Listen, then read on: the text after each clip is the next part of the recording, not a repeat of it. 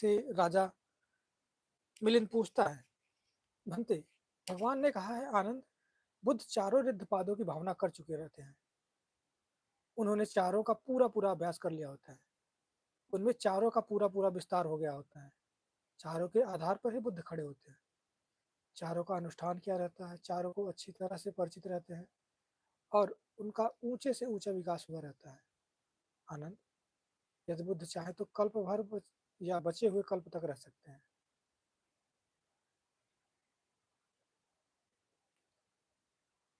साथ ही साथ भगवान ने यह भी कहा है, आज से 3 महीनों के बीतने पर बुद्ध पर निर्वाण को प्राप्त होंगे।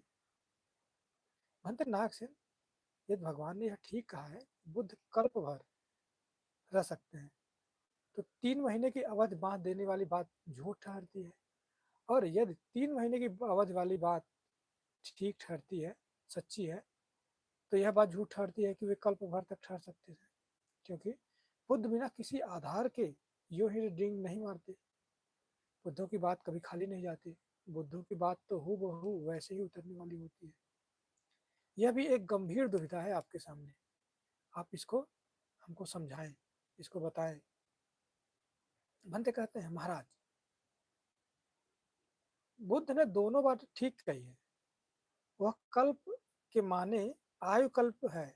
यहाँ पे कल्प का मतलब, जो उन्होंने कल्प की बात की है, वो आयु कल्प है, पूरा जीवन। आयु कल्प मतलब पूरा जीवन है। महाराज, भगवान ने ऐसा कह करके अपनी डींग नहीं मारी है, बल्कि किंतु रिद्ध बल की यथार्थ प्रशंसा की। महाराज, बुद्ध चारों रिद्ध पादों की भावना कर चुके रहते हैं। उन्होंने चारों का पूरा पूरा अभ्यास कर लिया होता है। उनमें चारों का पूरा पूरा विस्तार हो गया रहता है। चारों के आधार पर ही वे दृढ़ खड़े रहते हैं। चारों का अनुष्ठान किए रहते हैं, चारों से अच्छी तरह परिचित रहते हैं और उनका ऊंचे से ऊंचा विकास हुआ रहता है। महाराज, यदि बुद्ध चाहे तो कल्प भर या बचे हुए कल्प तक रह सकते हैं। महाराज, किसी राजा को एक बड़ा अच्छा घोड़ा, किसी राजा के पास एक बड़ा अच्छा घोड़ा हो। वह घोड़ा अब वह घोड़ा हवा से बातें करने वाला हो, मतलब बहुत तेज उसकी चाल हो। अब राजा उसकी तेजी की प्रशंसा करते हुए और अपने जनपद के जो नौकर है, सिपाही है, ब्राह्मण है, गिरपति है और अपने अपने अफसरों को कहे, खुले दरबार में बुलाए और कहे, यदि यह घोड़ा चाहे तो क्षण भर में समुद्र के किनारे किनारे किनारे सारी पृथ्वी का चक्कर काट के लौट आए। ऐसा कहे राजा। अब राजा यहाँ घोड़े की तेजी को दरबार में दिखाने थोड़ा ही जाता है, तो भी यथार्थ में घोड़ा वैसा तेज होता ही है। अब वहां पे वो तो प्रैक्टिस कराएगा नहीं घोड़े का, लेकिन फिर भी घोड़ा तो उतना तेज चलता ही है। तो महाराज, इसी तरह से बुद्ध ने अपनी रिद्धि बल की प्रशंसा करते हुए वैसा कहा था। सो 3 विद्याओं को जानने वाले, 6 दिव्य शक्तियों से युक्त शुद्ध और क्षीणाश्रव अरहत्तो देवताओं और मनुष्यों के बीच कहा था कि आनंद, बुद्ध चारों रिद्धपादों की भावना करते हैं। आनंद, यदि बुद्ध चाहे तो कल्प भर रह सकते हैं। तो महाराज, भगवान ने यहाँ पे वह शक्ति सचमुच थी कि वे कल्प भर रह सकते थे, किंतु उस सभा को यथाशक्ति दिखानी नहीं थी। महाराज, भगवान के बने रहने की सभी इच्छाएं, जो भाव तृष्णा था, वो नष्ट हो चुकी थी। उन्होंने इसकी बार बार निंदा की है। भगवान ने कहा भी है कि भिक्षुओं, जैसे थोड़ी सी भी विष्ठा दुर्गंध देने वाली होती है, वैसे ही संसार में बने रहने की चुटकी भर इच्छा को मैं बुरा समझता हूँ। महाराज, जब भगवान ने संसार में बने रहने की इच्छा को विष्ठा से भी नीचा बतलाया है, तो क्या वह स्वयं उस इच्छा में लिपटे रहेंगे? राजा कहता, नहीं बनते। महाराज तो महाराज तो भगवान ने केवल रिद्धि बल के उत्कर्ष को दिखाने के अभिप्राय से वैसा कहा था। राजा कहता है, ठीक बनते, मैं स्वीकार करता हूँ। फिर राजा कहता है, भंते नागसेन, भगवान ने कहा, भिक्षुओं, मैं स्वयं जानकर धर्म का उपदेश करता हूँ, बिना जाने नहीं। साथ ही साथ विनय प्रज्ञप्ति के समय भगवान ने यह भी कहा है, आनंद, मेरे चले जाने के बाद यदि संघ उचित समझे तो छोटे मोटे नियमों को बदल सकता है। अंतनाग सिंह, तो क्या वे छोटे मोटे नियम बिना समझे बूझे बना दिए गए थे? या बिना किसी आधार के यूं ही खड़ी कर दिए गए थे जो भगवान ने उन्हें बदल देने के लिए कहा है। भंतेनाथ सेन, यदि भगवान ने यह ठीक कहा है कि मैं स्वयं जानकर ही धर्म का उपदेश करता हूँ और बिना जाने नहीं, तो यह बात झूठ ठहरती है कि उन्होंने अपने बताए छोटे मोटे नियमों को बदलने के लिए की अनुमति दे दी थी। और यदि ऐसा उन्होंने किया था, तो वस्तुतः यह बात झूठ ठहरती है कि वे स्वयं ही जानकर धर्म का उपदेश करते थे, बिना जाने नहीं। भंते, यह तो दुविधा बड़ी आप मैं मेरी ये दुविधा है, मैं आपने आपके सामने ये रखता हूँ। आप इसको थोड़ा मुझे समझाएँ, ठीक-ठीक समझाएँ। तो भंते कहते हैं, महाराज, बुद्ध ने दोनों बातें ठीक कही है। विनय प्रज्ञप्ति के समय जो कहा था कि आनंद मेरे चले जाने के बाद यदि संघ समझे तो छोटे-मोटे नियमों को बदल सकता है। सो भिक्षुओं की परीक्षा करने के लिए ऐसा कहा था कि देखिए ऐसा कहने से वे झट से उन छोटे-मोटे नियमों को उड़ा देते हैं या उन पर दृढ़ रहते हैं। महाराज, कोई चक्रवर्ती राजा अपने पुत्र से कहे, प्यारे पुत्र, यह बड़ा देश चारों ओर समुद्र तक फैला है, जितनी सेना हम लोगों के पास है उससे इतने बड़े देश को बस में करना बड़ा कठिन है। तो सुनो, मेरे मरने के बाद सीमा के प्रांतों पर को आपने छोड़ देना। तो महाराज, तो क्या वह राजकुमार अपने हाथों से उन से सीमा के प्रांतों को छोड़ देगा? तो राजा कहते हैं, नहीं बनते। राजकुमार तो बड़े लोभी होते हैं, बल्कि वे दुगने तिगने और प्रांतों को दखल कर लेंगे। हाथ में आए हुए को छोड़ना तो दूर की बात है। तो महाराज, इसी तरह से भगवान ने भिक्षुओं की परीक्षा लेने के लिए भी वैसा ही कहा था। किंतु महाराज, धर्म के लोभ से और दुख से मुक्त होने के लिए बुद्ध 250 नियमों का पालन करेंगे। बताए गए नियमों को छोड़ना तो दूर की बात है। भंतेनाथ सेन, राजा कहता है, भंतेनाथ सेन, भगवान ने जो कहा है छोटे मोटे नियमों को इसके समझने से में लोगों को बड़ी कठिनाई होती है। लोग दुविधा में पड़ जाते हैं और इसका पता नहीं लगा सकते हैं कि कौन नियम छोटे हैं और कौन बड़े। दोनों को लोगों को इसमें बड़ा संदेह रहता है। नागसेन कहते हैं, महाराज, सभी जो दुक्कट आपत्तियां हैं, विनय के परिभाषिक शब्द छोटे और दुर्भाषित आपत्तियां बड़े नियम हैं, यही दो छोटे मोटे नियम हैं महाराज। पहले के स्थाविर को सब को भी धर्म सभा में बैठक में इसका जो है पता लगाने के बाद एक बार असमंजस में पड़ जाना हुआ था और वे भी इसका जो है निर्णय नहीं कर सके थे। तो भगवान ने इससे पहले ही जान लिया था कि यह प्रश्न आगे चलकर उठेगा। तो भंते, आज आपने संसार के सामने उसे साफ करके दिखा दिया कि भगवान ने कोई भी बात छिपा कर नहीं कही।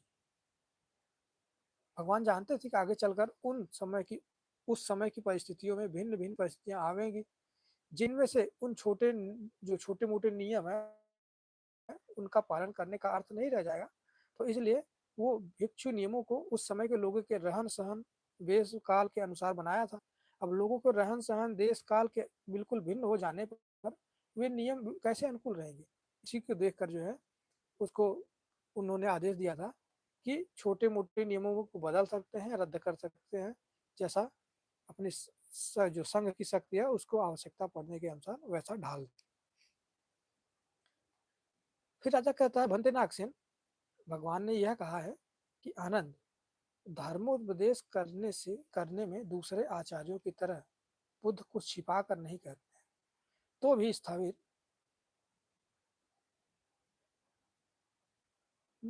जो प्रश्न करने पे भगवान ने कुछ उत्तर नहीं दिया है। बहुत सारे ऐसे जगह पे है जहाँ पे उत्तर नहीं दिया है। तो बात तो दो ही कारणों की समझी जा सकती है। पहला, या तो उस प्रश्न का उत्तर नहीं जानने के कारण, दूसरा या जानते हुए उसे छिपाने की इच्छा के कारण। तो कहते हैं, राजा कहता है, भंतेनाथ सेन, यदि यह बात सच है कि बुद्ध बिना कुछ छिपाए हुए धर्मोपदेश करते हैं, तो मानुंग पुत्र का जो प्रश्न का उत्तर नहीं जानने के कारण ही भगवान चुप रहे होंगे, और यदि उसका उत्तर जानने पर भी वे चुप रहे, तो उस बात को छिपा लेने का दोष उन पर आता है। तो भंते, यह भी दुविधा मेरे सामने है, तो इसको आप साफ करें। भंते कहते हैं कि महाराज, भगवान ने यथार्थ में आनंद से कहा था कि बुद्ध बिना कुछ छिपाए धर्म उपदेश करते हैं। और यह भी सच है कि मालुंग पुत्र के प्रश्न करने पर उन्होंने कोई उत्तर नहीं दिया था, किंतु वह न तो नहीं जानने के कारण और न तो छिपाने की इच्छा के कारण। महाराज, किसी प्रश्न का उत्तर चार प्रकार से दिया जा सकता है। किन चार प्रकार से? पहला, किसी प्रश्न का उत्तर तो सीधे तौर पर साफ साफ दिया जाता है। दूसरा, किसी प्रश्न का उत्तर विभाजित करके दिया जाता है। तीसरा, किसी प्रश्न का उत्तर एक दूसरा ही प्रश्न पूछ कर दिया जाता है। और चौथा, किसी प्रश्न का उत्तर उसे बिल्कुल छोड़ देने से ही दिया जाता है। भला किस प्रकार का उत्तर सीधे तौर पर साफ साफ कर दिया जाता है? इन प्रश्नों का क्या रूप अनित्य है? क्या वेदना अनित्य है? क्या संज्ञा अनित्य है? क्या संस्कार अनित्य है? क्या विज्ञान अनित्य है? इस तरह के जो प्रश्न हैं, उनके उत्तर साफ साफ तौर पे दिया जाता है। दूसरा, किन प्रश्नों का उत्तर विभाजित करके दिया जाता है? क्या रूप, वेदना, संज्ञा, संस्कार, विज्ञान इस तरह से अनित्य है? तीसरा, किन प्रश्नों का उत्तर दूसरा प्रश्न पूछ कर दिया जाता है? इन प्रश्नों का तो क्या आंख से सभी चीजें जानी जा सकती है? ऐसा अगर कोई क्वेश्चन करता है तो उसका प्रति क्वेश्चन करके उसका उत्तर दिया जाता है। चौथा, किन प्रश्नों का उत्तर उन्हें बिल्कुल छोड़ कर दिया जाता है? क्या संसार नित्य है? ऐसा कोई प्रश्न करता है, क्या संसार नित्य है? क्या संसार का अंत हो जाएगा? क्या संसार का आख क्या संसार का आखिर कहाँ तक है? उसका आखिरी क्या है? क्या संसार का कहीं भी आखिरी नहीं है? क्या संसार का कहीं आखिरी है भी नहीं और नहीं भी है? क्या संसार का न तो कोई आखिरी कहीं आखिरी है और न ही नहीं है? तो क्या जीव ही शरीर है? क्या जो जीव है वही शरीर है? क्या जो जीव दूसरा है और शरीर दूसरा है और जीव दूसरा है? क्या बुद्ध मरने के बाद रहते हैं? क्या बुद्ध मरने के बाद नहीं रहते हैं? क्या बुद्ध मरने के बाद रहते भी हैं और नहीं भी रहते हैं? क्या मरने के बाद न रहते हैं और न नहीं ही रहते हैं महाराज? तो जो मालूम जो पुत्र था उसका, वो ऐसा ही कुछ प्रश्न पूछ रहा था, तो उसे बिल्कुल छोड़कर ही उसका उत्तर दिया जा सकता था। इसी से भगवान ने उसके उत्तर को उसके कुछ भी उसको उत्तर नहीं दिया था, कुछ भी नहीं कहा था। और वह प्रश्न ऐसा कैसे था कि उसका उत्तर उसे बिल्कुल छोड़ कर दिया जा सकता था, क्योंकि उसे बढ़ाने से कोई मतलब नहीं निकलता, इसलिए उसे बिल्कुल छोड़ देना ही उचित था। तो बुद्ध ने बिना किसी मतलब विषय बात को बोले ही उसको वैसा ही छोड़ दिया। तो राजा कहता है, ठीक है बंते, मैं इसे स्वीकार करता हूँ। फिर राजा कहता है, भंते नागसेन, भगवान ने यह कहा है कि सभी लोग दंड से कांपते हैं और सभी लोगों को मरने से बड़ा डर लगता है। साथ ही उन्होंने यह कहा है कि अरहत सभी भय से परे हो जाते हैं। तो भंते, क्या अरहत दंड से नहीं कांपता? और क्या नरक में पड़े हुए जीव वहां की आग में पकते हुए वहां मर कर छुटकारा पाने से भी डरते हैं? भंते, यदि भगवान ने ठीक कहा है, सभी लोग दंड से कांपते हैं और सभी लोग को मरने से बड़ा डर लगता है, तो यह बात झूठी ठहरती है कि अरहत सभी डर से परे है। और यदि यह बात सच है कि अरहत सभी डर से परे है, तो यह नहीं कहा जा सकता कि सभी लोग दंड से कांपते हैं। तो यह दुविधा हमारी है, तो हम आपके सामने ये रखते हैं, आप मुझे समझाइए।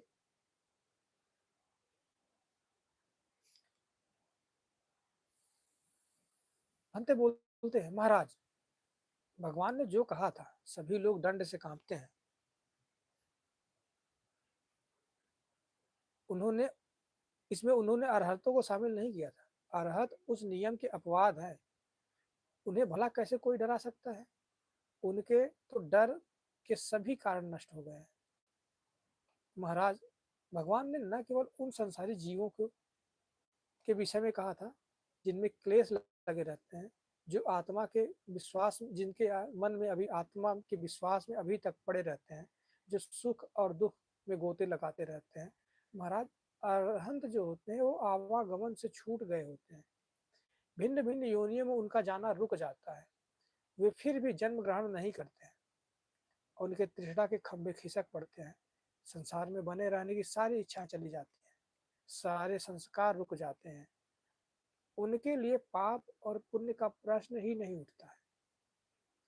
अविद्या खत्म हो जाती है, विज्ञान में भी उत्पन्न होने की शक्ति नहीं रहती, सभी क्लेश जल जाते हैं, संसार के विषयों में उनका घूमना रुक जाता है।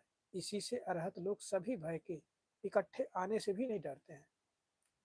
महाराज, किसी राजा के 4 अफसर हों, जो बड़े स्वामी भक्त हों, यशस्वी, विश्वास पात्र हों और ऊंचे पद पर हों। उस समय कुछ काम आ पड़ने पर राजा जो है, अपने राज्य के सभी लोगों पर लागू होने वाले कोई ऐसा नियम बना दे, कोई हुक्म ऐसा निकाल दे, तो सभी लोग, वो बोले कि सभी लोग आकर मेरे सामने भेंट चढ़ावे। अब अपने 4 अफसरों को इस बात की निगरानी के लिए आज्ञा दे दे। तो महाराज, क्या उन अफसरों को भी भेंट चढ़ाने की बात से भय उत्पन्न होगा? राजा कहते नहीं भंते। तो भंते कहते सो क्यों? तो राजा कहता है, भंते, वे तो राज्य के सबसे बड़े पद पर पहुंच चुके हैं, उन्हें भेंट चढ़ाना थोड़े ही है। वे तो इस बात से छुट्टी पा चुके हैं। उनको छोड़कर और दूसरे लोगों के लिए ये हुक्म निकाला गया है कि सभी लोग, जो जनता है, वो आके हमारे सामने भेंट चढ़ावे। तो महाराज, इसी तरह से अरहंतों पर भी लागू होने वाले के लिए यह बात नहीं कही गई थी। सभी लोग दंड से कांपते हैं, सभी लोगों को मारने मरने से बड़ा डर लगता है। अरहंतों के भय तो सभी भय के जो भी कारण है वो सब नष्ट हो चुके हैं, वो सब खत्म हो चुके हैं, कुछ भी बचा नहीं रहता। तो इस नियम से अरहंतों का अपवाद हुआ है और यह तो उन्हीं के लोगों के लिए है, विषय में कहा गया है, जिनके क्लेश लगे रहते हैं। अरहंतों को कभी भी डर नहीं होता है। बनते नाग सेन, किंतु सभी लोग, जो शब्द कहा गया है वह किसी का अपवाद भी नहीं करता। इस शब्द के प्रयोग से एक भी नहीं छूटता। अपने कहे हुए को दृढ़ से कुछ और प्रमाण दें। फिर बनते कहते हैं, महाराज, किसी गांव का एक जमींदार अपने सिपाही से कहे कि गांव के सभी लोग मेरे सामने आकर तुरंत जमा हो। तो सिपाही जमींदार की आज्ञा के अनुसार गांव के बीच जाए और 3 बार चिल्लाकर कहे, गांव के लोगों, सभी मालिक के पास चलकर तुरंत जमा हो जाओ। और सिपाही के इस संदेशे को सुनकर सभी गांव वाले जल्दी से उस जमींदार के पास आकर जुट जाए और बोले, मालिक, सभी लोग आ गए हैं, आप जो करना चाहते हैं सो करें। तो महाराज बताइए, तो सभी लोगों से सभी सायने और घर के अगुए का ही अर्थ निकलता है। सभी लोग आवे कहने पर भी केवल गांव के सयाने और अगुए ही आते हैं। जमींदार को भी संतोष हो जाता है इतने से ही लोग मेरे गांव में हैं। किंतु बहुत से लोग रहते हैं जो नहीं आते हैं, स्त्रियां, पुरुष, दासी, नौकर, मजदूर, कामकर, बीमार, बैल, भैंस, भेड़, बकरी, कुत्ते इधर नहीं आते हैं, तो भी उनकी गिनती नहीं होती है। जो जो बड़े लोग रहते हैं, जो घर के अगुए रहते हैं, उन्हीं के विषय में यह आज्ञा दी गई रहती है। महाराज, इसी तरह से ये बात अरहंतों पे नहीं लागू होती है। जो भगवान ने कहा था कि सभी लोग दंड से कांपते हैं, सभी लोग मरने से बड़ा डर होता है, भय होने के कारण अरहंतों में जो कारण रहता है वो नष्ट हो गया रहता है। महाराज, किसी किसी कही गई बात के अर्थ जो है 4 प्रकार से समझे जा सकते हैं।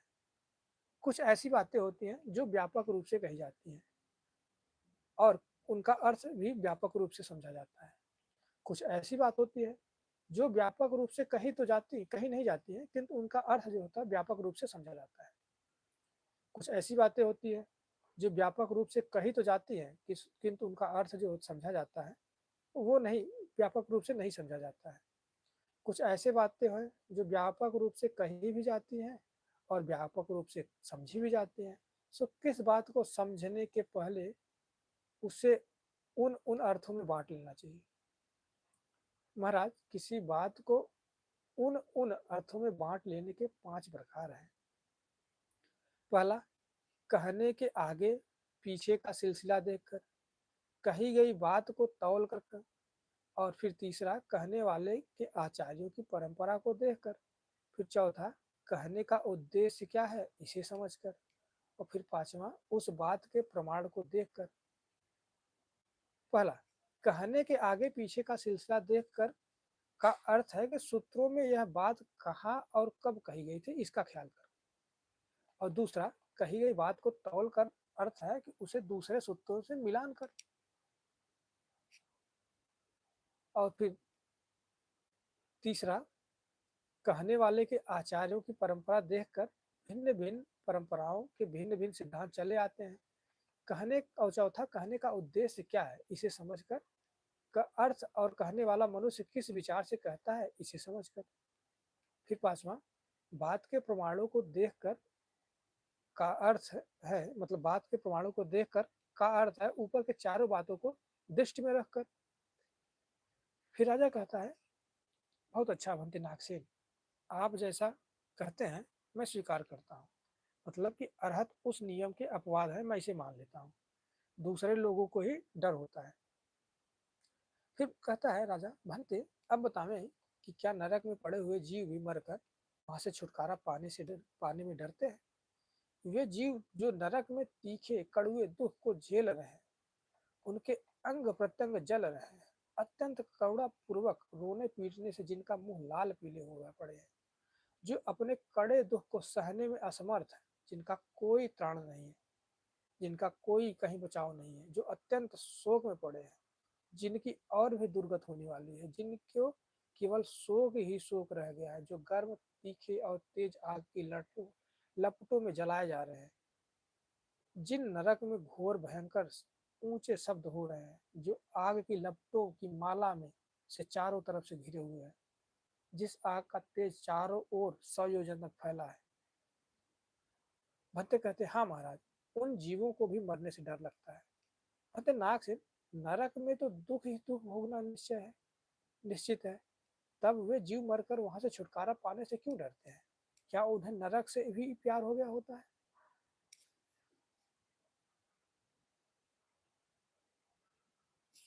तो भंते कहते हैं, महाराज, मृत्यु एक ऐसी चीज है जिससे अज्ञानी लोगों को सदा भय लगता है। इससे लोग डर कर घबरा जाते हैं। महाराज, जो लोग काले सांप से डरते हैं, वह मृत्यु के भय से ही जो हाथी, सिंह, बाघ, चीता, भालू, कछुर, जंगली भैंसे, बैल, आग, पानी, कांटे, बरछे, तीर आदि से डरते हैं, वो मृत्यु के भय से ही। तो महाराज, मरने का ऐसा रोग ही है, उसी रोग में आकर वे लोग जिनके साथ क्लेश लगा रहता है, मरने से इतने डरते हैं। इसी कारण से नरक में पड़े हुए जीव भी जो वहां से छूटने के लिए सदा चिंतित रहते हैं, मरने से ही डरते हैं। महाराज, किसी आदमी के शरीर पर पीप से भरा एक फोड़ा हो जाए, उठ खड़ा हो जाए उनके शरीर, अब वह पीड़ा से वह बहुत दुखी हो, इलाज कराने के लिए किसी वैद्य या जाहिर को बुलाए, जाहिर को बुलाए। अब वह वैद्य उसकी परीक्षा करके इलाज जो है करने के लिए तैयारियां करने लगे, नाश्ता देने की छुरी को साफ करने लगे, दागने के लिए सलाई को आग में तपाने लगे, और या सिलौटे पर खारे नमक को डाले को पिसवाने लगे। तो महाराज, तो उस रोगी के नस्तर पड़ने, तपी सिलाई से दागे जाने और खारे नमक का छींटा पड़ने से डर होगा या नहीं? हाँ बनते, अवश्य डर होगा। तो महाराज, आपने रोग का इलाज करने की इच्छा रखते हुए भी उसे कष्ट होने से बड़ा डर लगता है। महाराज, इसी तरह से नरक में पड़े हुए जीवों को वहां से छुटकारा पाने के लिए चिंतित रहने पर भी मरने से भय बना रहता है। महाराज, कोई राज अपराधी हथकड़ी और बीड़ी पहनाए जाकर काली कोठरी में बंद कर दिया जाए। अब उसे जो है दंड से छूटने की बड़ी व्याकुलता हो, तब उसे छोड़ देने के लिए जेलर उसे बुलावा भेजे, तो क्या वह अपराधी अपने अपराध को याद करके जेलर के पास जाने से नहीं डरेगा? हाँ भंते, उसे डर लगेगा। तो महाराज, इसी तरह से जो जीव हैं, वो नरक में पड़े हुए जीवों को भी वहां से छुटकारा पाने के लिए चिंतित रहने पर भी मरने से भय लगता है। भंते, एक और उदाहरण देकर समझावे जो मुझे बिल्कुल साफ हो जाए। महाराज, किसी आदमी को एक जहरीला सांप काट ले और उस विष के कारण वह गिर पड़े, और पड़े और जो है लोट-पोट होने लगे। तब कोई गुणी हो, कोई उसको जानता हो कि कैसे अपने मंत्र के बल से उस साँप को विष को चूसने के लिए बुलावे। तो महाराज दूसरी बार भी जब साँप को अपने विष को चूस कर चंगा करने के लिए आते देख कर उसे डर लगेगा या नहीं लगेगा? हाँ, बोलते अवश्य होगा। तो महाराज इसी तरह से जो लोग हैं, जो नरक में पड़े रहते हैं, वहाँ से छुटकारा पाने के लिए चिंतित रहने पर भी मरने से भय बना रहता है। फिर राजा कहता है, भंते नागसेन, भगवान ने कहा है, न ऊपर आकाश में, न नीचे समुद्र के बीच, न पर पर्वत की कंदराओं में बैठकर संसार में कहीं भी ऐसा स्थान नहीं है मृत्यु के हाथ में पड़ने से बचा जा सके। साथ ही साथ भगवान ने परित्राण का पाठ भी उपदेश करने को बोला है, दिया है। जैसे रतन सुत्ता, खंड परित, मो मोरप रित, ऐसे आटा नाटिया सुत और अंगुलीमाल परित, ऐसे बहुत सारे हैं। तो ऐसा उन्होंने बोला है। तो भंते नाग से यदि ऊपर आकाश में भी उड़कर, नीचे समुद्र के बीच एक गोता लगाकर भी, बड़े-बड़े प्रासाद के ऊपर चढ़कर भी, कंदराओं में, गुहाओं में, पहाड़ों के ढालों पर भी जाकर मृत्यु के हाथों से नहीं बचा जा सकता, तो ये सब जो परित्राण की देशना, ये सब झूठी ठहरती है। और यदि परित्राण की देशना करने से मृत्यु के हाथ से छुट्टी मिल जाती है, तो न ऊपर आकाश में इत्यादि जो कहा गया है वो झूठा ठहरता है। तो यह दुविधा जो है इसको आप समझाइए। तो भंते कहते हैं, महाराज भगवान ने यथार्थ में कहा है, न ऊपर आकाश में, न नीचे समुद्र के बीच, न पर्वत की कंदराओं में बैठकर संसार के कहीं ऐसा स्थान नहीं है जहां पर छिपकर मृत्यु के हाथों में पड़ने से बचा जा सकता। साथ ही साथ भगवान ने परित्राण का भी उपदेश दिया है, किंतु वह केवल उन लोगों के लिए है जिन्होंने जिन्हें कुछ जीने और बाकी रह गया जीने के लिए, और जिनकी काफी आयु है, जो बुरे कर्मों से अपने को रोक रखते हैं। महाराज जिनकी आयु समाप्त हो गई है, उन्हें रोक रखने के लिए न कोई जोग है और न कोई टोटका। महाराज जैसे मरे, सूखे, मुरझाए, फीका पड़ गए और बिल्कुल निर्जीव हो गए वृक्ष को हजार घड़े पानी से भी सींच कर हरा भरा पल्लवित नहीं किया जा सकता है, वैसे ही या तो दवा करके या प्राण देशना करके आयु पूरे हो गए जिनका, लोगों को रोका नहीं जा सकता है। महाराज संसार में जितनी भी जड़ी बूटियां हैं, सभी आय पूरा किए गए लोगों के लिए बेकार है। महाराज परित्राण उन्हीं लोगों के लिए लाभ है जिन्हें जीना बाकी है, जिनकी काफी आयु है और जो अपने बुरे कर्मों को रोके रखते हैं, इसलिए ऐसा उन्होंने भगवान ने ऐसा कहा है। फिर बनते कहते हैं, महाराज पककर सूख गए धान को किसान खलिहान में गंज लगाकर पानी पड़ने से बचाता है, किंतु जब धान खेत में हरे हरे उगे मेघ छाए दिखे पड़ते हैं, तब किसान उन्हें पानी से बार बार सींचता है। महाराज उसी तरह से जिनकी आयु पूरी हो गई है, उनके लिए ये सारी देशना बेकार है, किंतु जिनका अभी बाकी है जीना, जिनकी आयु भी काफी है, उनके लिए ये सारी देशना काम की है, लाभ की है। तो भंते नागसेन, राजा कहता है, भंते नागसेन जिनकी आयु पूरी नहीं हुई है, वे तो रहेंगे ही, और उनकी आयु जो है, जिनकी आयु पूरी हो गई है, वे तो मर ही जाएंगे। तो दवा या परित्राण करना ये सब बेकार है। तो भंते कहते हैं, महाराज क्या आपने कभी किसी रोग की दवा को से अच्छा होते देखा है? हाँ भंते, सैकड़ों बार। राजा बोलता है, हाँ भंते सैकड़ों बार देखा है सब। तो महाराज तो आपका कहना गलत है कि दवा या जो भी आपका देशना है ये सब बेकार है। बनते वैद्यों को तो हम लोग दवा खिलाते पिलाते और लेप चढ़ाते देखते हैं, उस इलाज से रोगी चंका हो जाता है। तो महाराज जो ये आपका देशना है किए जाने से भी हम लोगों को सुनते हैं, जीभ सूख जाती है, हृदय की चाल धीमी पड़ जाती है, गला बैठ जाता है, इन सभी बातों को देखते हैं, इससे उनके सारे कष्ट दूर हो जाते हैं और सारे उपद्रव शांत हो जाते हैं।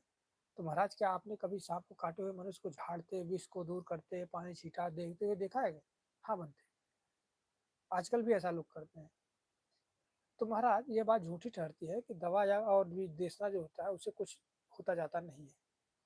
महाराज जो देशना है करने से काटने के लिए आया हुआ सांप भी नहीं काट सकता, उसका जबड़ा ही बैठ जाता है। चारों चोरों को उठाई हुई लाठी भी नहीं छूटती है। वे लाठी को फेंक कर प्रेम करने लगते हैं। बिगड़ा हुआ हाथी भी पास आकर रुक जाता है। जलती हुई आग के ढेर भी आकर बुझ जाती है। हलाहल विष जो रहता है वो भी पेट में पड़ जाने से कोई हानि नहीं करता, बल्कि एक भोजन ही बन जाता है। जल्लाद मारने की इच्छा से आकर भी अपने नौकरों को ऐसा नम्र हो जाता है, जाल में पड़ जाने से भी नहीं फंसता है। महाराज क्या आपने कभी नहीं सुना कि देशना करने के कारण 700 वर्षों तक भी व्याघ्र एक मोर को अपने जाल में नहीं फंसा सकते, किंतु देशना छोड़ देने से, परित्राण छोड़ देने के कारण उसी दिन वह जाल में फंस गया। हाँ बनते ऐसा सुना है। उसकी ख्याति देवताओं के सहित सारे लोक में फैली हुई है। महाराज तो आपका कहना झूठा ठहरता है कि दवा दारू या परित्राण का कुछ होता जाता नहीं है।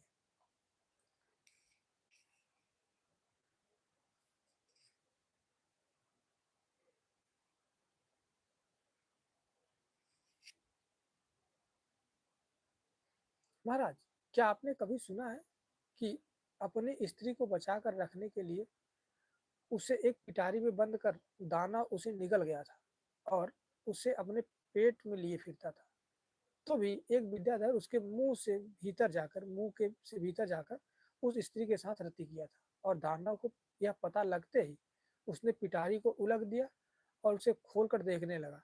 पिटारी के खुलते ही विद्याधर भाग गया। हाँ बनते ऐसा सुना है। तो यह बात भी देवताओं के सहित सारे लोगों में फैली हुई है।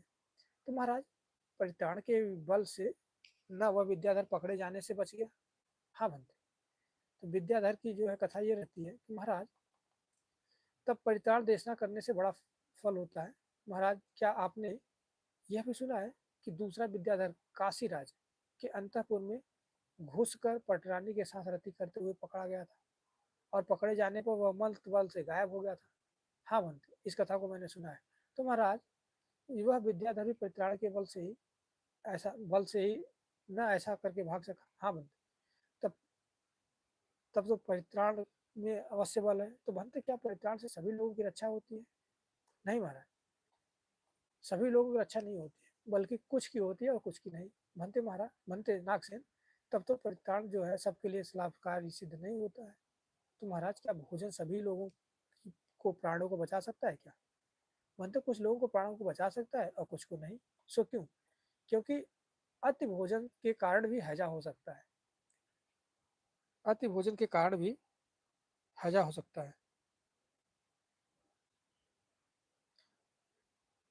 तो महाराज तो भोजन सभी को नहीं पचता। बनते नागसेन दो कारणों से भोजन मनुष्य के प्राण को हर लेता है। पहला, अधिक मात्रा अधिक मात्रा से खा लेने से, और दूसरा पाचन शक्ति के मंद हो पड़ जाने से। बनते नागसेन जीवन देने वाला भोजन भी बुरे उपयोग के लिए से अगर बुरे तरीके से उपयोग किया, सही तरीके से उपयोग न किया जाए तो वो विष तुल्य हो जाता है।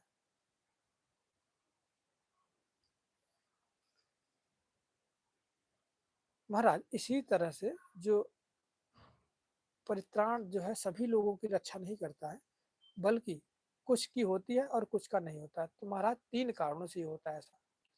पहला, किसी कर्म फल के बीच में विघ्न कर देने से, पाप का विघ्न पड़ जाने से, और विश्वास नहीं होने से। महाराज लोगों की अपनी ही करनी से परित्राण में रक्षा बल रहते हुए भी वह बेकार हो जाता है।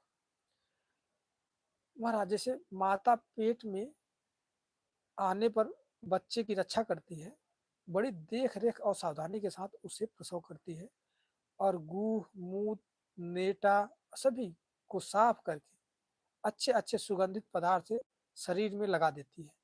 यदि कोई दूसरा आदमी उस लड़के को डांटता डपटता या पीटता हो तो वह क्रुद्ध हो उसे पकड़कर गांव के मालिक के पास ले जाती है। किंतु यदि लड़का कोई शैतानी करता है या देर करके आता है तो वह उसे स्वयं दंड देती है। तो महाराज, तो क्या वह भी उसके कारण पकड़ पकड़ कर जो है मालिक के पास ले जाती है? नहीं बनते। सो क्यों? क्यों नहीं बनते? क्योंकि लड़के ने कसूर किया था। महाराज, उसी तरह से परिताण रक्षा करने वाला होने पर भी उस उनकी अपनी ही करनी से उनका अहित करने वाला हो जाता है। तो राजा कहता है ठीक है बनते, आपने ठीक से समझा दिया।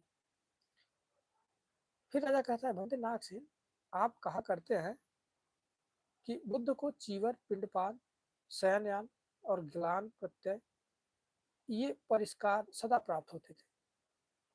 फिर बुद्ध पंचसाल नामक ब्राह्मण के गांव में भिक्षाटन करने के बाद कुछ भी न पाकर धुले धुलाए पात्र को ही धुले धुलाए पात्र को ही लिए लौट आए। बनते नाग से, यह बात सच है कि भगवान को सभी परिष्कार सदा प्राप्त होते थे, तो यह बात झूठी ठहरती है कि पंचसाल नामक ब्राह्मणों के गांव में भिक्षाटन करने के बाद बुद्ध को कुछ भी नहीं, अपने पात्र को ऐसे खाली लेकर लौट आना पड़ा था। और यह बात, अगर यह बात सचमुच ठीक है, तो बुद्ध को उस तरह से पंचसाल नामक गांव से लौट आना पड़ा, यह बात झूठी ठहरती है कि उन्होंने परिष्कार सदा प्राप्त होते थे। तो भंते यह दुविधा है, आप इसको सुलझाएं। भंते कहते हैं महाराज, यह ठीक है कि बुद्ध को सभी परिष्कार सदा प्राप्त होते थे। यह भी बात ठीक है कि पंचसाल नामक ब्राह्मणों के गांव में भिक्षाटन करने के बाद कुछ भी नहीं पाकर धुले धुलाए पात्र को, खाली पात्र को ही वापस ले आए थे। तो यह पापी मार्ग के ऐसा करने से हुआ था। भंते, तो क्या भगवान का अनगिनत कल्पों से जमा किया हुआ पुण्य उस समय समाप्त हो गया था? बिल्कुल। अभी ही उठे पापी मार ने क्या उस पुण्य के बल और प्रभाव को ढक दिया था? भंते नागसेन, ऐसी बात है तो दो तरह से आक्षेप पड़ता है। पहला, पुण्य से पाप जबर है और बुद्ध के बल से पापी मार का बल तेज है। भला वृक्ष के धड़ के से ऊपर का हिस्सा कैसे भारी होगा? अच्छे गुणों के समुदाय से पाप का बल कैसे तेज होगा? भंते बोलते हैं महाराज, आपकी दोनों बातें इससे सिद्ध नहीं होती हैं। हाँ, यहाँ एक कारण दिखा देना कि राजा की भेंट। महाराज, कोई आदमी मधु मधु का छत्ता या ऐसी कुछ दूसरी चीज लेकर किसी चक्रवर्ती राजा के पास भेंट चढ़ाने के लिए आवे। अब द्वारपाल उस आदमी से कहे कि राजा से मिलने का यह समय नहीं है, सो अपनी भेंट लेकर जल्दी यहाँ से निकल जाओ, नहीं तो राजा जी देखने से ही दंड देंगे। तब वह आदमी डर कर घबरा जाए और अपनी चीज को लेकर वहां से झटपट निकल जाए। तो महाराज, तो क्या इससे राजा उस दिन की भेंट को नहीं पा सका? अपने द्वारपालों से कमजोर समझा जाएगा या राजा को फिर कभी भेंट ही नहीं मिलेगी? नहीं बनते। अपने रूखे स्वभाव के कारण ही द्वारपाल ने उस आदमी को लौटा दिया, किंतु दूसरे दरवाजों से राजा को उससे 100 गुनी और 1000 गुनी भेंट चढ़ेगी। महाराज, इसी तरह से अपने बुरे स्वभाव के कारण पापी मार पंचसाल नामक गांव के ब्राह्मण जाकर बैठ गया, किंतु दूसरे सैकड़ों हजारों देवता दिव्य ओज वाले अमृत को लेकर आ उपस्थित हुए और भगवान को देने के लिए हाथ जोड़े खड़े हुए। अंतनाग से, ऐसा हो सकता है कि बुद्ध को चारों प्रत्यय बड़े सुलभ थे तथा उन पुरुषोत्तम को देवताओं और मनुष्यों द्वारा भक्ति पूर्वक प्रदत्त सभी को सदा प्राप्त होता था। तो भी पाप मार की यह इच्छा तो पूरी हो गई कि बुद्ध को वहां के ब्राह्मणों से कुछ न मिलने पाया। तो बनते, यह मेरी शंका यह है, यह दूर नहीं हुई, इसमें मेरी दुविधा बनी हुई है, संदेह लगा हुआ है। मार जैसा नीच, हीन, क्षुद्र, पापी, बुरा, जो सम्यक संबुद्ध देवताओं और मनुष्यों में जो श्रेष्ठ है, उनके भी उनको भी जो है उसमें भी बाधा डाल दिया। तो भंते कहते हैं महाराज, बाधाएं 4 प्रकार की होती है। पहला, बिना देखे बिना देखा हुआ, दूसरा बिना उद्देश्य किया हुआ, तीसरा तैयार किया हुआ और चौथा परिभोग के लिए उद्धत हुआ। पहला बिना देखा हुआ, बिना किसी खास व्यक्ति को देने के लिए तैयार किए हुए दान को देखकर कोई आदमी देने वालों को भड़का दे, अरे इसे किसी दूसरे को देने से क्या लाभ, और वह दान रुक जाए, यह बिना देखे का अंतराय हो। दूसरा उद्देश्य किया हुआ, किसी खास व्यक्ति को कोई दान देने की इच्छा करे, कोई दूसरा आदमी आकर उसे भड़का दे, तो यह उद्देश्य अंतराय कहा जाता है। तीसरा तैयार किया हुआ, कोई आदमी दान लेकर किसी को देने के लिए तैयार हो, उस समय कुछ ऐसी ही बाधा उपस्थित हो जाए जिससे दान नहीं दिया जा सकता, तो यह तैयार किया हुआ अंतराय कहा जाता है। चौथा परिभोग के लिए, परिभोग के लिए उद्धत हुआ, दान दिए जा चुकने पर पाने वाला उसका उपभोग करने के लिए उद्धत हो, उस समय ऐसी ही कोई बाधा खड़ी हो जाए जिससे वह उपभोग ही न कर सके, तो यह परिभोग के लिए उद्धत हुआ अंतराय का। महाराज यही 4 प्रकार के अंतराय होते हैं। मार ने जो पंचसाल गांव के ब्राह्मणों में बैठ करके उन्हें किसी को कुछ दान देने करने से विमुख कर दिया था, वह दूसरे, तीसरे या चौथे प्रकार का अंतराय नहीं था, किंतु पहले प्रकार का था, बिना देखे हुए का अंतराय था। उस दिन जो दूसरे भी मांगने वाले उस गांव में गए थे, उन्हें भी कुछ नहीं मिला था। महाराज देवताओं, मार, ब्रह्मा, श्रवण, ब्राह्मण सभी जीवों के साथ इस लोक सारे लोकों में ऐसा कोई नहीं है जो बुद्ध के लिए उद्देश्य किए गए, तैयार किए गए या उनके परिभोग के लिए उद्धत किए हुए अंतराय ला सके। यदि कोई द्वेष से अंतराय करे तो उसका सिर सैकड़ों हजारों खंडों में टूट जाएगा। महाराज बुद्ध में 4 बातें हैं जिन्हें कोई नहीं रोक सकता। कौन सी 4? पहला, उनके लिए उद्देश्य किए हुए, तैयार किए हुए दान, उनके शरीर से निकली हुई प्रभा का व्याम भर फैलना, उनका सदा सर्वज्ञ होना, उनकी पूरी आयु तक जीना। महाराज बुद्ध संबंधी इन 4 बातों को कोई नहीं रोक सकता है। महाराज ये चारों बातें एक ही तरह की हैं, उनमें कुछ भी कमी नहीं है, उन्हें कोई भी हटा नहीं सकता, किसी भी तरह से वे बदली नहीं जा सकती। महाराज जब पापी मार पंचसाल नामक गांव के ब्राह्मणों में बैठा था, तब वह अदृश्य होकर वहां पड़ा था। महाराज चोर और लुटेरे सीमा प्रांत के बीहड़ स्थानों में छिपे रहकर राहगीरों को लूटते पीटते हैं। यदि राजा उन्हें देख ले तो क्या उनकी खैर है? नहीं बनती, वह उन्हें तलवार से 100,000 टुकड़ों में कटवा दे सकता है।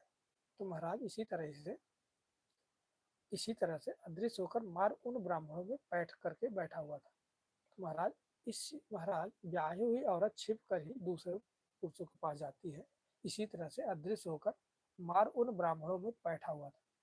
तो महाराज यदि वह औरत अपने पति को दिखाकर दूसरे पुरुष के पास जाए तो क्या उसका कल्याण है? नहीं बनते। ऐसा करने से उसका पति उसे मार पीट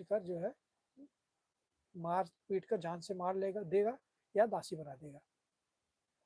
तो महाराज इसी तरह से वह पापी मार अदृश्य छुप करके ही ऐसा किया था। तो महाराज यदि मार बुद्ध के लिए उद्देश्य किए गए या तैयार किए गए या उनके पाए हुए दान में कुछ अंतराय डालता तो उसके शरीर के 100,000 टुकड़े हो जाते। हाँ बनते नागसेन, आपने ठीक कहा। पापी मार ने चोर के ऐसा ही काम किया था, वह अदृश्य होकर उन ब्राह्मणों में बैठा था, और यदि वह बुद्ध के लिए तो उसका जो है शरीर एक मुट्ठी भुस्सा के बराबर छितरा जाता, ऐसा उन्होंने कहा। फिर राजा कहता है कि भंते नागसेन, आप लोग कहते हो जो बिना जाने प्राणी हिंसा करता है उससे और भी अधिक पाप लगता है, फिर भी भगवान ने विनय ज्ञप्ति के समय कहा है बिना जाने हुए का कोई दोष नहीं लगता है। तो भंते नाग से यदि बिना जाने प्राणी हिंसा करने से और अधिक पाप लगता है तो यह कहना गलत होगा कि बिना जाने किए हुए का कोई दोष नहीं लगता। यदि सचमुच में बिना जाने किए हुए का कोई दोष नहीं लगता तो यह बात झूठी ठहरती है कि बिना जाने प्राणी हिंसा करने से और भी अधिक पाप लगता है। यह दुविधा आप सुलझाओ। भंते कहते हैं महाराज दोनों बातें ठीक है, किंतु दोनों के अर्थ में थोड़ा फर्क है। वह क्या? कितने ऐसे दोष हैं जो बिना जाने किए जाते हैं और कितने ऐसे दोष हैं जो जानबूझकर किए जाते हैं।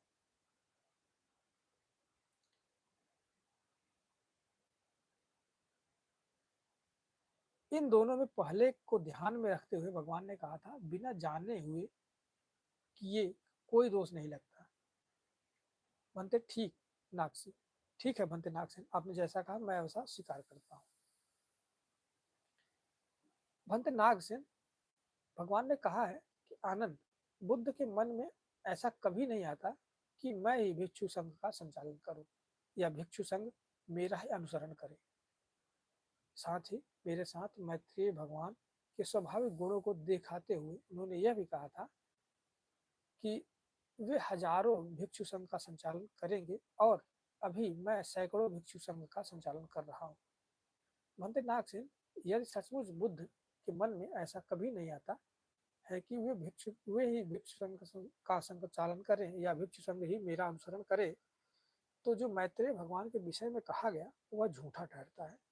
और यदि मैत्रेय भगवान के विषय में जो कुछ कहा गया वह सही है, तो यह बात झूठी ठहरती है कि बुद्ध के मन में ऐसा कभी नहीं आता कि मैं ही भिक्षु संघ का संचालन करूं या भिक्षु संघ मेरा ही अनुसरण करे। यह भी दुविधा है, आप इसको सुलझाओ। अंत कहते हैं महाराज, भगवान ने आनंद आनंद को बुद्ध के विषय में जो मैत्रेय भगवान के स्वाभाविक गुणों को दिखाते हुए कहा, दोनों ठीक बातें हैं महाराज, किंतु इस प्रश्न में एक अर्थ सविशेष है और एक निर्वशेष है। महाराज, बुद्ध किसी गरोह के पीछे पीछे नहीं हो लेते हैं, बल्कि गरोह ही उनके पीछे पीछे चलता है। महाराज, यह लोगों की केवल समझ भर है कि यह मैं हूँ, यह मेरा है। परमार्थ में ऐसी कोई बात नहीं है। महाराज, बुद्ध प्रेम के बंधन से छूट गए हैं, उन्हें किसी के प्रति अपनेपन का भाव नहीं रह गया है। यह मेरा है, इसका भी भ्रम बुद्ध में नहीं है। तो भी भिक्षु संघ उन्हीं को अगुआ मानकर चलता रहता है। महाराज, पृथ्वी पर रहने वाले सभी जीवों का आधार पृथ्वी होती है, किंतु उसे ऐसा कभी ख्याल नहीं होता ये सभी मेरे ही है। महाराज, इसी तरह से बुद्ध सभी जीवों के आधार हो रहते हैं, सभी को अपना आश्रय देते हैं, किंतु उनके मन में कभी ऐसी अपेक्षा नहीं होती है कि ये मेरे ही है। महाराज, मेघ बरस कर घास पौधे पशु तथा मनुष्यों की वृद्धि करता है, उसके सिलसिले को बनाए रखता है। उनके बरसने से ही उसके बरसने से ही ये सभी जीव जीते हैं। तो भी महामेघ को कभी भी ऐसी अपेक्षा नहीं होती कि ये सभी मेरे ही हैं। महाराज, इसी तरह से बुद्ध सभी को पुण्य में जीवन दान करते हैं। सभी बुद्ध सभी को पुण्य में जीवन दान करते हैं और उन्हें पुण्य बनाए रखते हैं। सभी जीवों को उन्हीं से पुण्य करना आता है। तो भी बुद्ध के मन में कभी ऐसी अपेक्षा नहीं होती कि ये सभी मेरे ही है। सो क्यों? क्योंकि बुद्ध में अपनेपन का ख्याल उड़ गया है, खत्म हो गया है, नष्ट हो गया है।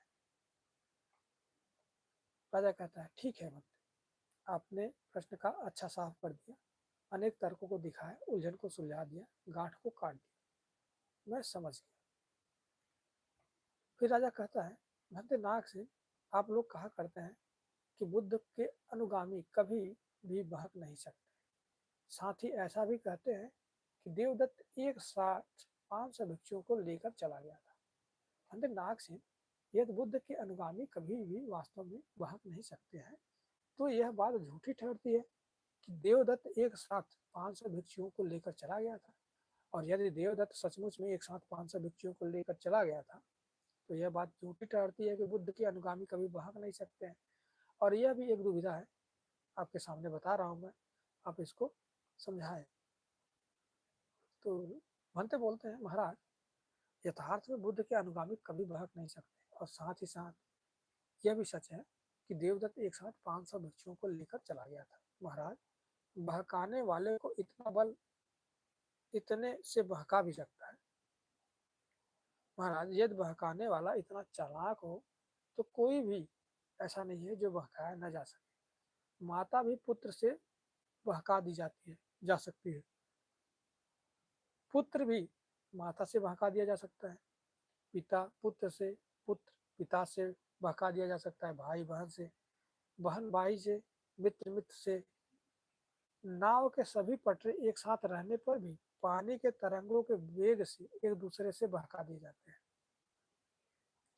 हवा के चलने से मीठे मीठे फलों का वृक्ष भी गिर पड़ता है। सोना भी लोहे की हथौड़ी से चूर चूर कर दिया जाता है। महाराज, कि न तो यह विज्ञ पुरुषों की इच्छा रहती है और न बुद्ध ही चाहते हैं, और न पंडित ही लोगों के मन में यह बात आती है कि बुद्ध के अनुगामी उन्हें बहका दिए जाए। महाराज, जो यह कहा जाता है कि बुद्ध के अनुगामियों को कोई भी बहका नहीं सकता, उसका कुछ विशेष कारण है। वह कौन सा कारण, विशेष कारण है? महाराज, बुद्ध अपने कुछ करने या डांटने या दुत्कारने या कुछ ऊंचा नीचा कहने कह देने के अनुगामियों उनके अनुगामियों कभी भी उनसे बहक गए हो, ऐसी बात कहीं नहीं सुनी जाती है। महाराज, इसी कारण से बुद्ध के अनुगामी बहकाए नहीं जा सकते हैं।